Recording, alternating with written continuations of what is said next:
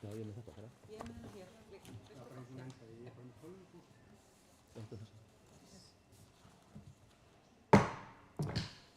Fundur er settur í bæjarstjórn Vestmannaeyja númer 1596 í röðinni, haldinn í Eldheimum mánudaginn 3. júlí 2023 klukkan 12.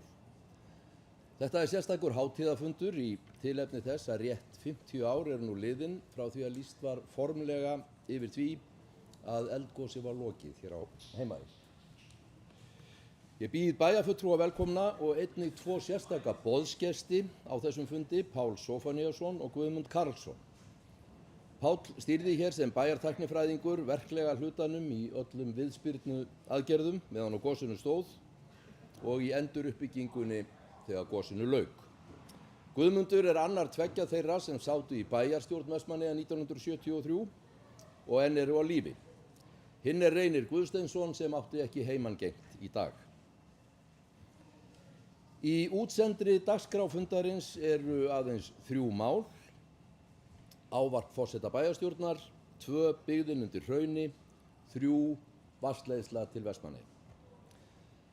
Við göngum nú til dagskrár og tökum fyrir fyrsta dagskrármálið sem er þetta hér. Það er sérkennilegt og jafnvel dálítið hrollvekjandi til þess að hugsa fyrir okkur sem byggjum þennan blómlega og þróttmikla bæ í dag, hversu litlu mátti í raun muna að fyrir ekki meira en 50 árum að hér yrði alls engin bær framar. Í því samhengi er athyglisvert að velta því fyrir sér hvort að á einhverjum vettvangi, á einhverjum tímapunkti, hafi beinlínis verið tekin formleg ákvörðun það að bærinn skyldi endurreistur. Það er skemmst frá því að segja að ég finn slíkri ákvörðun hvergi stað. Líklega vegna þess að sú ákvörðun var aldrei tekin. Á vettvangi forystumanna bæjarins hefur endurreisnin þótt svo sjálfsögð að það þyrfti ekkert að ræða hvort, heldur bara hvernig. Hvað þá að það þyrfti að taka einhverja sérstaka og formlega ákvörðun að endurreisa bæinn. Á fyrsta fundi bæjarstjórnar Vestmannaeyja eftir goslok sem haldinn var 20. júlí 1973 var aðallega talað praktísk úrlausnarefni. Bæjarstjóra var meðal annars falið að græja rafmagn aftur til Eyja og klára holræsamálin og sjá til þess að það yrði hafin smíði á nýjum Herjólfi. Nóg að gera. Og síðan var fært til bókar niðurstaða bæjarráðs frá 9. júlí þar sem meðal annars var felld tillaga að lýsa óánægju með að nýja fjallið skyldi vera látið heita Eldfell en ekki Kirkjufell. Sem sagt, bærinn var endurreistur en það var aldrei tekin nein sérstök ákvörðun að gera einmitt það. Það var líka vel við hæfi þegar forsætisráðherra Norðurlandanna og Kanada sýndu okkur þann heiður að halda fund sinn hér í Vestmannaeyjum í síðustu viku. Því að eitt meginþema þess fundar var viðnámsþróttur samfélaga. Og hvar ætti að halda fund með þeirri yfirskrift, ef ekki hér og ef ekki nú. Þegar við fögnum því að 50 ár eru liðin frá goslokum. Þetta samhengi sá forsætisráðherra Íslands þegar hún valdi fundinum stað og við erum þakklátt fyrir það. Í dag er þó í mínum huga ein tilfinning sem yfirgnæfir allar aðrar. Þakklæti. Þakklæti til allra þeirra sem hlupu undir bagga með okkur eyjamönnum þegar við þurftum mest á að halda. Það gerði fólk á Íslandi og það gerði fólk í útlöndum. Síðar í dag fáum við tækifæri til að þakka fulltrúum þeirra erlendu ríkja og þjóða sem mest lögðu að mörkum í þessu skyni. En fyrst og fremst stöndum við í ævarandi þakkarskuld við þá eyjamenn sem stóðu vaktina dag og nótt, mánuðum saman, á meðan gosið stóð sem hæst og ógnin var sem mest. Fyrst við björgunarstörf og síðan að leiða endurbyggingu bæjarins. Yfir öllu þessu var ótrúlega farsæl stýring, bæði á pólitíska sviðinu í bæjarstjórn og á framkvæmda sviðinu. Þetta fólk allt saman bjargaði Vestmannaeyjum. Eins og ég sagði í upphafi, þá eru hér sérstakir 2 boðsgestir hér á fundinum sem líta má á sem fulltrúa þessara 2 greina í aðgerðastjórnuninni á sínum tíma. Guðmundur Karlsson, annar 2 núlifandi bæjarfulltrúa á gostímanum og Páll Zóphóníasson, þáverandi bæjartæknifræðingur. Mér langar að biðja Írisi Róbertsdóttur bæjarstjóra að færa þessum mönnum þakklætisvott bæjarstjórnar fyrir hönd bæjarbúa, fyrir allt það sem þeir lögðu að mörkum til að bjarga bænum.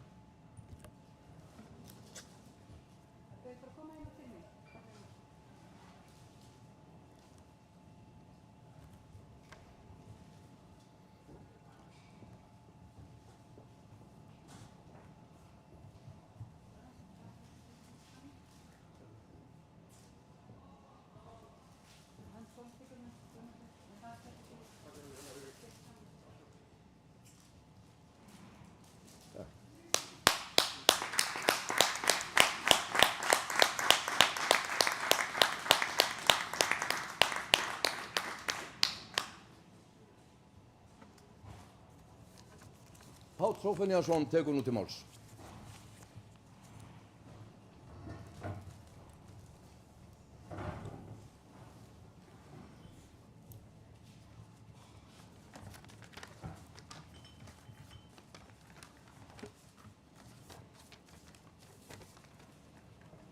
Forseti bæjarstjórnar, bæjarfulltrúar, ágætu gestir. Þakka bæjarstjórn fyrir það að bjóða okkur á þennan hátíðarfund og þann heiður sem okkur Guðmundi var sýndur hér fyrir stundu. Ég tel að hlutdeild honum eigi allir okkar samstarfsmenn alveg frá byrjun gossins þegar hingað flyktust sjálfboðaliðar, unnu hér myrkranna á milli við hina erfiðustu aðstæður og síðan þegar að starfsmenn hjá Viðlagarsjóði störfu, fyrst við björgunarstörf, hraunkælingu, flutninga og síðar við hreinsun bæjarins, að ógleymdum mönnum í lögreglu og slökkviliði og öðrum sem komu hér til vinnu skammra lengri tíma. Þessu fólki er ég afskaplega þakklátur enda lítið geta gert nema með þeirra aðstoð. Þann 3. júlí 1973 hélt Almannavarnanefnd Vestmannaeyja sinn daglega fund ásamt deildarstjórum í gagnfræðaskólanum og hófst hann að venju klukkan 14. Þennan fund sátu Jón fulltrúi bæjarfógeta, Kristinn slökkviliðsstjóri, Gunnar Guðmundsson læknir, sá sem hér stendur, Valdimar Jónsson prófessor sem að sá hraunkælinguna og Erlendur Pétursson, deildarstjóri fasteigna.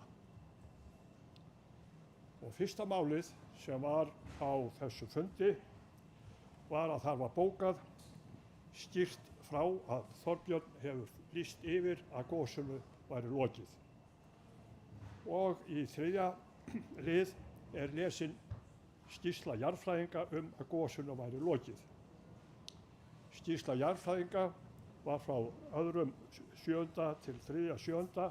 og þar kemur meðal annars fram að kvöldi áður fóru þeir Þorbjörn Sigurgeirsson, prófessor, og heimamennirnir Hlöðver Jónsson, Svavar Steingrímsson og sonur hans og fleiri niður í gíginn á fellinu og í jarðfræðiskýrslunni segir meðal annars: í gígnum var kaldur malar og grjótruðningur sem fallið hefur niður úr hömrum börmum og hlíðum gískálarinnar að innanverðu. Og þeir leyfa sér líka að bóka það er ánægjuleg staðreynd að gígurinn er lokaður og gosið úr fellinu búið.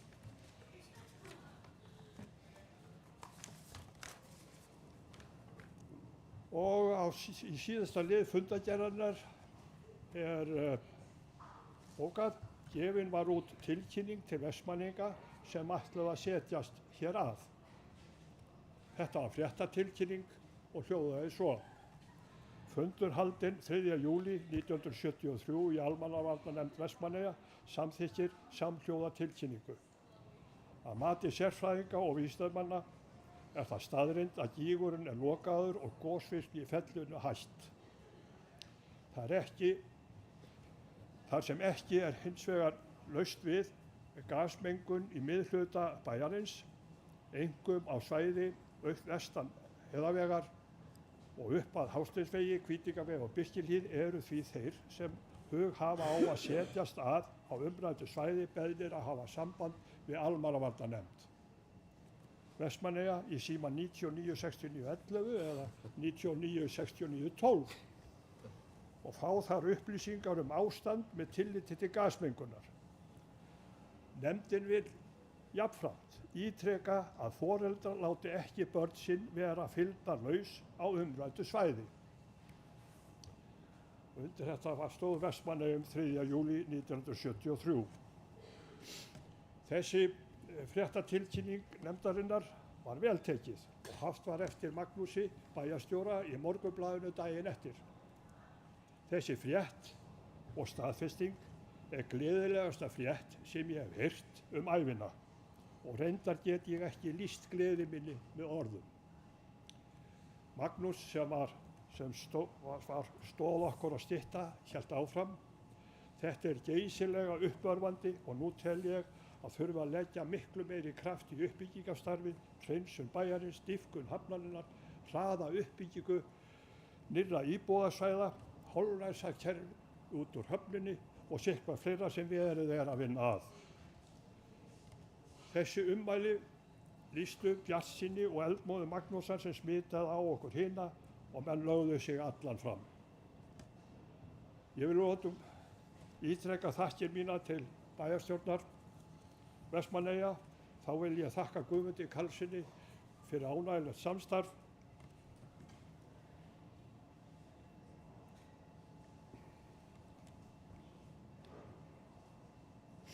Ég geri mig grein fyrir að við hefðum aldrei getað staðið í þessu nema með stuðningi og hvatningu frá fjölskyldu okkar og þeim ber að þakka og þeim þakka ég. Takk fyrir.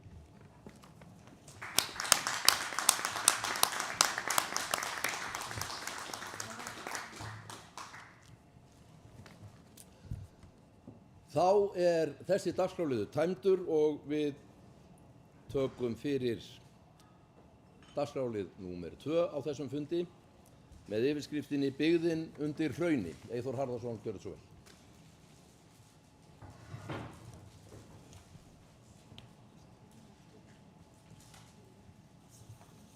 Já, forseti, bæjarfulltrúar og góðir gestir. Ég ætla að fara koma með eina tillögu sem að við höfum soðið saman og áður en ég fer í hana þá ætla ég að fara lesa nokkur orð sem að ég skrifaði í tilefni þessara fundar. Á þessum tímamótum renna margar minningar og sögur í gegnum huga landsmanna sem upplifðu eldgosið í Vestmannaeyjum á einn eða annan hátt. Stutta útgáfan af sögunni er sú að eldgosið breytti lífi okkar allra. Það er ómögulegt að ímynda sér stöðuna í Vestmannaeyjum í dag ef ekki hefði komið til þessara hamfara. Allavega í mínu tilviki þá ætti ég ekki mína eiginkonu og börn og barnabörn. Ég held ég geti fullyrt að fyrir krakka á mínum aldri, 10 ára gamlan, sérstaklega eins sem ég var, en auðvitað bara okkar krakka, þá snerist gosið í byrjun tímabundna truflun frá eðlilegu lífi. Við vorum bara að flytja upp á land í smá tíma á meðan þetta gengi yfir. Því miður þróaðist gosið á annan veg. Fjölskyldur þurftu að koma sér fyrir og hefja nýtt líf á fastalandinu vegna óvissu búsetu í Eyjum í framtíðinni. Sem betur fer fyrir okkur var mannskapur í Eyjum sem gafst aldrei upp og stjórnvöld studdu við þá hugmynd að Vestmannaeyjar skyldu rísa. Atvinnulífið og þá helst sjávarútvegurinn gekk í gegnum erfiða og krefjandi tíma á meðan eldgosinu stóð. Svo leið tíminn og gosið blást því formlega af þann 3. júlí 1973 og í hönd tók við það erfiða verkefni og áskorun að byggja upp og hreinsa bæinn. Fyrir marga Eyjamenn var gostíminn of langur og eignatjónið orðið það mikið að það kom ekki til greina að flytja aftur til Eyja. Hefur það örugglega reynst mörgum erfið ákvörðun. Í tilviki minnar fjölskyldu var það ekki augljós mál að flytja aftur heim eftir 1,5 ár á höfuðborgarsvæðinu. En foreldrar mínir komið sem betur fer að þeirri niðurstöðu og í framhaldinu fluttu við í sama hús og við flúðum örlaganóttina miklu. Einn þáttur sem hefur sjaldan verið haldið á lofti er framlag mæðranna á þessu tímabili. Þegar árin liðu þá gerði ég mér betur grein fyrir því hve vanmetið það hefur verið í öllu þessu sem fylgdi því að aðlaga sig á nýjum slóðum með börnin og koma þeim í nýja skóla og svo framvegis. Það má þakka almættinu fyrir þá hönnun og lögun á innsiglingu hafnarinnar sem er í dag ein skjólbesta höfn landsins. Mannfólkið hjálpaði eitthvað við þá vinnu svo því sé haldið til haga. Ég fullyrði að margir okkar titlar í íþróttum síðustu árin hafa orðið að veruleika vegna þess að leikmenn fengu beint í æð þá sögu frá gostímanum þegar Eyjamenn mokuðu og hættu ekkert að moka fyrir en verkefni kláraðist. Við getum ímyndað okkur hugarfari á íþróttamönnum á ögurstundum með þessa sögu að leiðarljósi. Af öllum þeim atriðum sem ég hef nefnt hér á undan er hægt að skrifa langar ritgerðir og margt nú þegar verið skráð. Ég hefði auðveldlega getað stiklað á fleiri málum í svona upprifjun en þetta er það sem kom upp í hugann. Það er staðreynd að aðfaranótt 23. janúar 1973 urðu til þúsundir mismunandi sagna af þessum atburði og lokaorðin ekki sögð í öllum tilvikum. Þetta er svona það sem ég setti á blað fyrir þennan dagskrárlið, nema að Páll, lest þú innganginn? Nei, ég kem með tillöguna. Ég eru með hérna með sem sagt tillögu, svona sem við getum kallað hátíðartillögu í tilefni þessara tímamóta og hún hljóðar svona: Bæjarstjórn láti kanna umfang og kostnað þess að kortleggja byggðina sem fór undir hraun. Koma á gagnvirku stafrænu aðgengi að slíku korti þannig að með því að til dæmis að ýta á tiltekið húsnúmer við tiltekna götu komi upp mynd af húsinu, upplýsingar fólki sem í því bjó og þar fram eftir götunum. Þessi veflausn eða smáforrit sem væri aðgengilegt á öllum samskiptatækjum gæti nýst öllum, bæði heimamönnum og ferðamönnum, til að gera sér grein fyrir því hvernig byggðin undir hrauninu leit út og söguna að baki henni. Með því verði til að mynda sköpuð ný vídd í gönguferðum nýja hraunið. Þetta er sem sagt svona hljóðar tillagan og forsetinn ber hana væntanlega upp og ég þakka fyrir mig. Takk.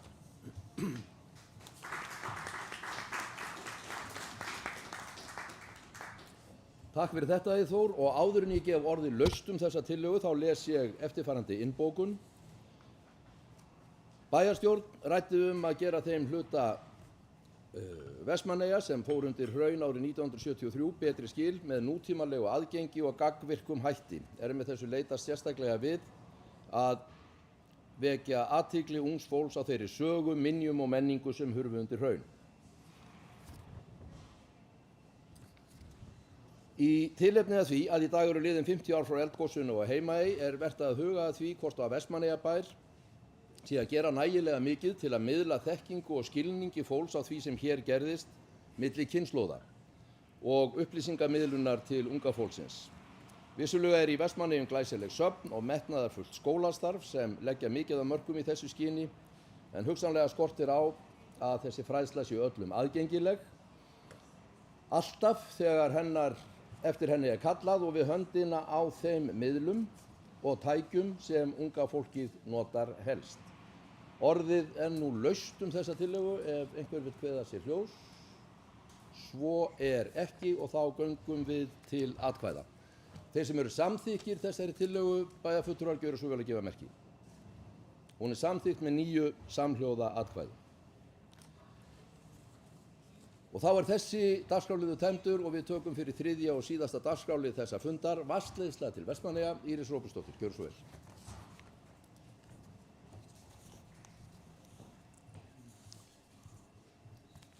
Forseti, bæjarfulltrúar og góðu gestir.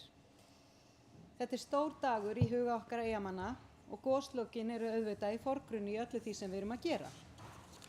En það afskaplega viðeigandi á dagskránni hér í dag sé vatnsleiðsla til Vestmannaeyja eða nánar tiltekið að það liggur fyrir að hér viljayfirlýsing sem liggur fyrir bæjarfulltrúum að veita samþykki fyrir á milli innviðaráðherra, fjármála- og efnahagsráðherra og Vestmannaeyjabæjar fjárhagslega aðkomu ríkisins að lagningu nýrra vatnslagna til Vestmannaeyja.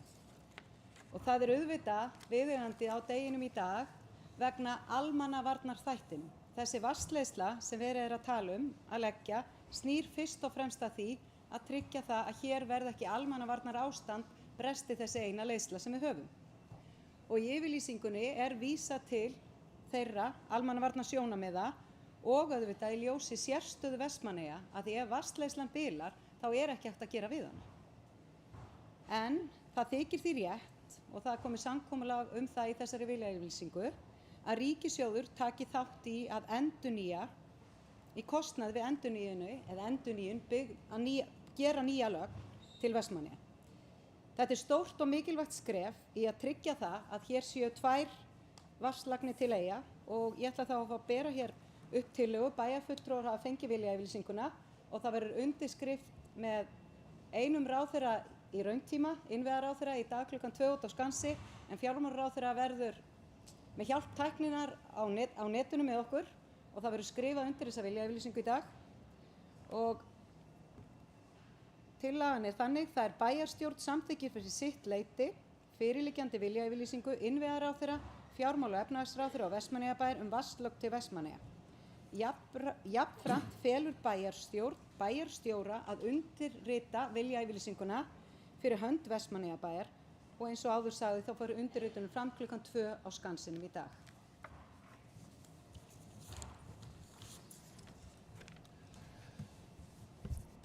Takk fyrir þetta, Íris. Orðið laust þetta mál og það kveður enginn sér hljóðs þannig að við göngum til atkvæða. Þeir bæjarfulltrúar sem eru samþykkir því að þessi viljayfirlýsing verði samþykkt fyrir hönd bæjarins gjöra svo vel að gefa merki. Það samþykkt með 9 samhljóða atkvæðum. Það ekki fleira á dagskrá þessa fundar. Til næsta fundar verður boðað fimmtudaginn 13. júlí klukkan 17 í Ráðhúsinu. Fundinum slitið.